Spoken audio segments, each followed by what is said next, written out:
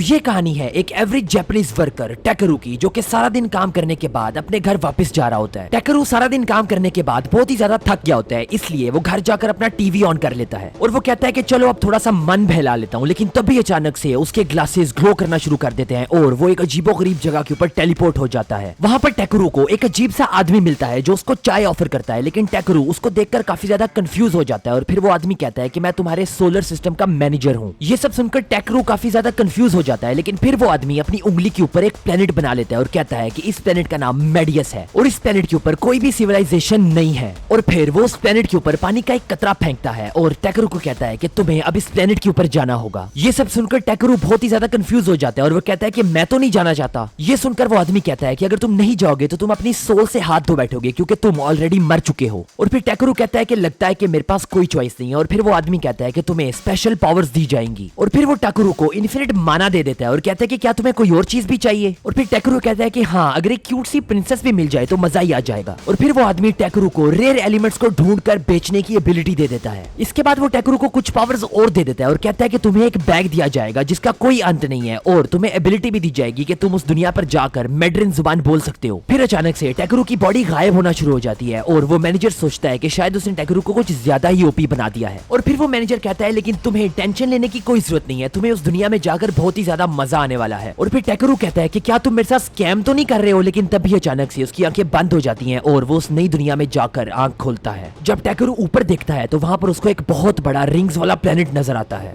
और फिर टेकरू उठकर दूसरे लोगों को ढूंढने निकल जाता है। जब वो थोड़ा सा आगे जाता है तो वहां पर उसको एक विलेज नजर आता है, लेकिन उसके पास तो बिल्कुल पैसे नहीं होते। लेकिन फिर वो याद करता है कि उस मैनेजर ने उसको सर्च कर कर आइटम्स को बेचने की एबिलिटी दी थी। और फिर वो अपनी छड़ी निकाल लेता है, लेकिन उससे कुछ भी नहीं होता और वो सोचता है कि शायद उसने स्पेल गलत कास्ट कर दिया है। और फिर जब वो स्पेल को जमीन पर लिखता है तो अचानक से वो स्पेल एक्टिवेट हो जाता है और उसके पास मौजूद ढेर सारे आइटम्स ग्लो करना शुरू कर देते हैं। टेकरू उनमें से एक आइटम को स्कैन करता है तो उसको पता चलता है कि ये एक बी ग्रेड की ग्रास है। ये देखकर वो काफी ज्यादा एक्साइटेड हो जाता है और वहां पर मौजूद दूसरे आइटम्स को भी स्कैन करता है, लेकिन वो देखकर बहुत ही ज्यादा डिसअपॉइंट होता है कि वो सारे आइटम्स ई ग्रेड होते हैं। फिर वो वहां पर मौजूद एक पत्थर को उठाता है, लेकिन जब उसको स्कैन करता है तो उसको पता चलता है कि ये तो एक्चुअली मॉन्स्टर की पॉटी है। ये देखकर वो शॉक हो जाता है और कहता है कि क्या किसी की पॉटी भी सी रैंक हो सकती है। फिर वो सारे आइटम्स को बैग में रखकर उस विलेज की तरफ चल पड़ता है। जब वो आगे जाता है तो वहां पर उसको एक नाइट नजर आता है जो कि उसको देखकर शॉक हो जाता है और कहता है कि क्या तुम एक नाइट हो। लेकिन फिर टेकरू कहता है कि नहीं, मैं कोई नाइट नहीं हूँ बल्कि एक मामूली गैदरर हूँ। और फिर वो नाइट कहता है कि मेरा नाम कैप्टन मार्लो है और मैं इस विलेज का रखवाला हूँ। और फिर कैप्टन मार्लो अपने विलेज का दरवाजा खोलकर टेकरू को अंदर एंटर होने देता है और वो टेकरू को कहता है कि हमारे विलेज के अंदर कुछ स्टोर्स मौजूद हैं जहाँ से तुम अपनी काम की चीजें खरीद सकते हो। लेकिन वो सारे विलेजर्स टेकरू को घूर रहे होते हैं। फिर वो एक स्टोर के अंदर एंटर हो जाता है जहाँ का शॉपकीपर उससे कहता है कि तुम्हें क्या चाहिए। टेकरू कहता है कि वो क्या यहाँ पर इस मॉन्स्टर की पॉटी को सेल कर सकता है और वो शॉपकीपर इस मॉन्स्टर की पॉटी की क्वालिटी को देखकर खुश हो जाता है। और फिर वो शॉपकीपर कहता है कि वो इसके बदले में टेकरू को एक गोल्ड कॉइन देगा। और फिर वो शॉपकीपर कहता है कि तुम एक गोल्डन कॉइन को यूज करके एक होटल के अंदर 2 दिन के लिए स्टे कर सकते हो क्योंकि एक रात की कीमत 500 रुपए है। ये सुनकर टेकरू शॉक हो जाता है कि इस फजूल सी चीज की इतनी ज्यादा कीमत है और फिर उसकी कीमत को एक्सेप्ट कर लेता है।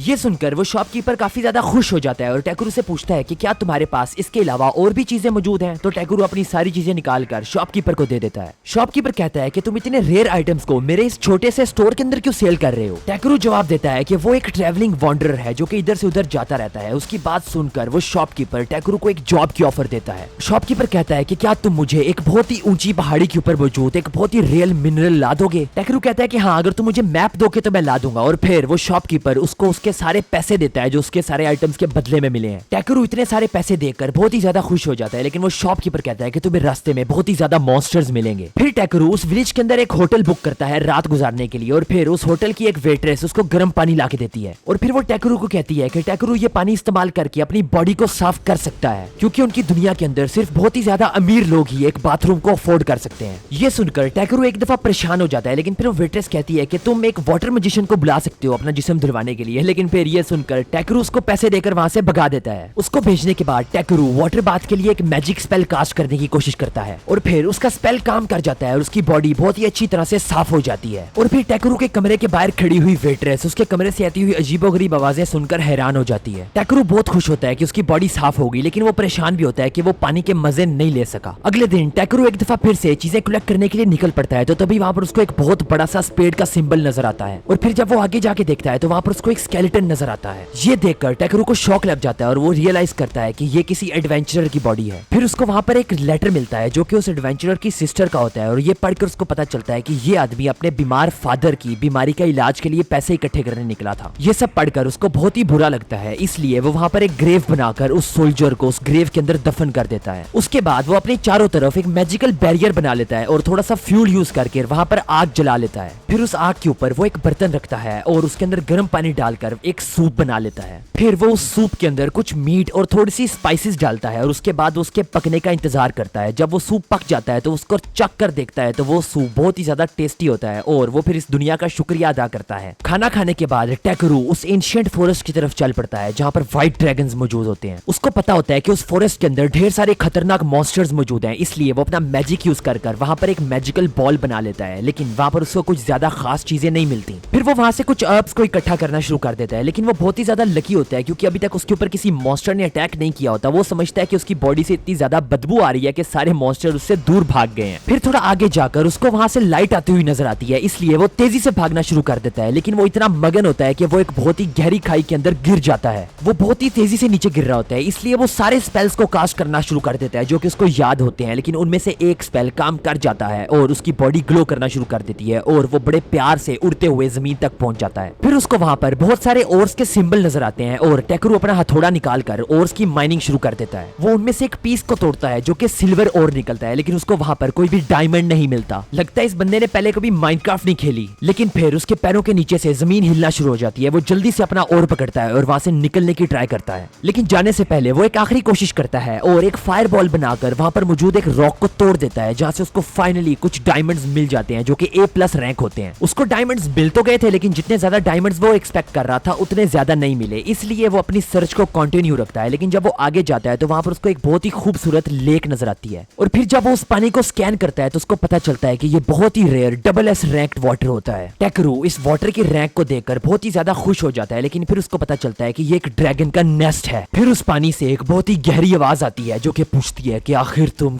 कौन हो, लेकिन टेकरू उस आवाज को इग्नोर कर देता है। और फिर जब टेकरू उस पानी को पीने की कोशिश करता है तो वो पानी ऊपर की तरफ निकल पड़ता है और उस पानी के अंदर से एक बहुत ही खतरनाक ड्रैगन निकल आता है जो कि टेकरू को कहता है कि तुम्हारी जरूरत कैसे हुई मुझे इग्नोर करने की। लेकिन फिर वो ड्रैगन सोचता है कि आखिर ये लड़का इतना ज्यादा काम कैसे है, और फिर ड्रैगन उसको कहता है कि आखिर तुम कौन हो। लेकिन फिर टेकरू उससे माफी मांगता है कि उसने उसको डिस्टर्ब किया। टेकरू की ये बात ड्रैगन को बहुत अच्छी लगती है और वो ड्रैगन उसकी रिस्पेक्ट करना शुरू कर देता है। और फिर वो ड्रैगन पूछता है कि मुझे बताओ तो सही तुम हो कौन, और फिर टेकरू कहता है कि मैं एक ह्यूमन हूँ। ये सुनकर वो ड्रैगन शॉक हो जाता है। फिर वो ड्रैगन कहता है कि ये नामुमकिन है क्योंकि तुम्हारे अंदर जितना माना मौजूद है इतना माना तो मेरे अंदर भी मौजूद नहीं है, और इतना ज्यादा माना एक मामूली ह्यूमन के अंदर नहीं हो सकता। और फिर टेकरू कहता है कि मेरे इस माना की वजह से ही हो सकता है कि तुम अपनी एंशिएंट स्लीप से उठे हो। फिर वो ड्रैगन कहता है कि हाँ बिल्कुल ऐसा ही है। फिर वो ड्रैगन अपना इंट्रोडक्शन देता है और उसका नाम वर्ल्डियस होता है। फिर वो ड्रैगन कहता है कि क्या तुम इसी तरह मेरे बच्चों को भी जगा सकते हो जैसे तुमने मुझे जगाया है। फिर वो ड्रैगन एक्सप्लेन करता है कि उसकी केव के इर्द गिर्द ढेर सारे मैजिकल क्रिस्टल्स मौजूद हैं, जिसकी वजह से वो और उसके बच्चे यहाँ पर बहुत ही गहरी स्लीप में जा चुके हैं, जिनको जगाना बहुत ही ज्यादा जरूरी है। फिर वो ड्रैगन कहता है कि इसके बदले में मैं तुम्हें ढेर सारे डायमंड्स दूंगा। और फिर वो ड्रैगन पानी के नीचे से अपने एग्स को निकाल लेता है और फिर वो ड्रैगन उस एग को टेकरू को दे देता है, जो कि उस ड्रैगन एग को अपने कान के साथ लगाकर उसके अंदर मौजूद ड्रैगन के बच्चे की धड़कन सुन सकता है। और फिर टेकरू कहता है कि मैं आखिर इसको कैसे जगाऊंगा, यानी कि मैं अपने मैजिक को किस तरह से यूज करूं। और फिर वो ड्रैगन कहता है कि जैसे तुम एक लाइट का बॉल बनाते हो बिल्कुल उसी तरह से तुम अपने माना को इस एग के अंदर ट्रांसफर करो। ऐसा करने के बाद वो एग बहुत ही ज्यादा गर्म हो जाता है और टेकरू की बॉडी के अंदर मौजूद सारा माना एब्सॉर्ब करना शुरू कर देता है। फिर वो ड्रैगन ऊंचा ऊंचा हंसना शुरू कर देता है और टेकरू को ये चीज रियलाइज हो जाती है कि उसको धोखा मिला है। और फिर अचानक से टेकरू की आंखें बंद हो जाती हैं और वो एक ड्रीम विजन के अंदर चला जाता है, जहाँ पर एक आवाज उसको बुरा भला बोल रही होती है कि तुम इतने केयरलेस कैसे हो सकते हो टेकरू। फिर अचानक से टेकरू के सामने एक आदमी आ जाता है और वो टेकरू को कहता है कि तुम्हें इस ड्रैगन को देखकर यहाँ से भाग जाना चाहिए था, और तुम मुझे ये बताओ कि तुमने एक दिन में इस प्लेनेट को हिला के रख दिया है, जबकि मैं इस प्लेनेट के साथ हजारों सालों से खेल रहा हूँ। और फिर वो टेकरू को कहता है कि तुम्हें इतना ज्यादा केयरलेस नहीं होना चाहिए, बिकॉज तुम्हारी वजह से वो मैनेजर भी खतरे में आ सकता है, और तुम इतने इडियट हो कि तुम एक प्रिंसेस मांग रहे थे। और फिर ये सुनते ही टेकरू की आंखें एक दफा फिर से बंद होना शुरू हो जाती हैं। इससे पहले कि टेकरू उस आदमी से कोई सवाल पूछ सकता, टेकरू की आंखें बंद हो जाती हैं और वो आंखें खोलकर रियल वाली दुनिया के अंदर आ जाता है और उसके सामने वही ड्रैगन मौजूद होता है जिसने उसको धोखा दिया था, और वो कहता है कि क्या तुम ठीक हो। और फिर जब टेकरू अपनी लाइट चलाता है तो वो देखता है कि उसकी आंखों के सामने उसका ड्रैगन अंडा खुल गया होता है और उसके अंदर से एक छोटा सा क्यूट सा ड्रैगन निकलता है जो उछल के टेकरू के ऊपर चढ़ जाता है। और फिर वो बड़े वाला ड्रैगन टेकरू को कहता है कि इस बच्चे का नाम तुम रखोगे। ये सुनकर टेकरू सरप्राइज हो जाता है कि आखिर ये ड्रैगन उसको अपने बच्चे का नाम रखने के लिए क्यों कह रहा है, लेकिन फिर वो ड्रैगन कहता है कि इस बच्चे का ड्रैगन नेम तो ऑलरेडी रखा हुआ है, तुम इसका इंसानी नाम रख सकते हो। टेकरू का दिमाग पूरी तरह से घूम जाता है, उसके ज़हन के अंदर कोई भी नाम नहीं आ रहा होता, लेकिन फिर वो अचानक से उस बच्चे का नाम बी रख देता है जिसका मतलब ब्लैक होता है। ये नाम सुनकर बी बहुत खुश होता है और टेकरू के ऊपर चढ़ जाता है। और फिर वो ड्रैगन टेकरू का शुक्रिया अदा करता है क्योंकि इस बच्चे को जिंदगी देने वाला और कोई नहीं बल्कि टेकरू होता है। और फिर वो ड्रैगन बी को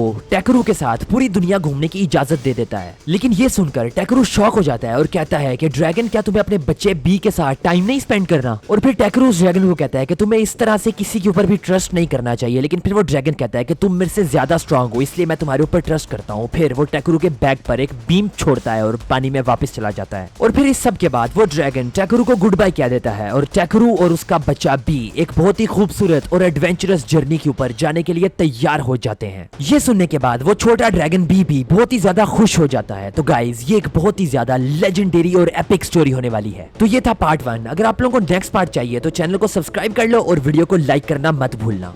bye from the Otaku sense.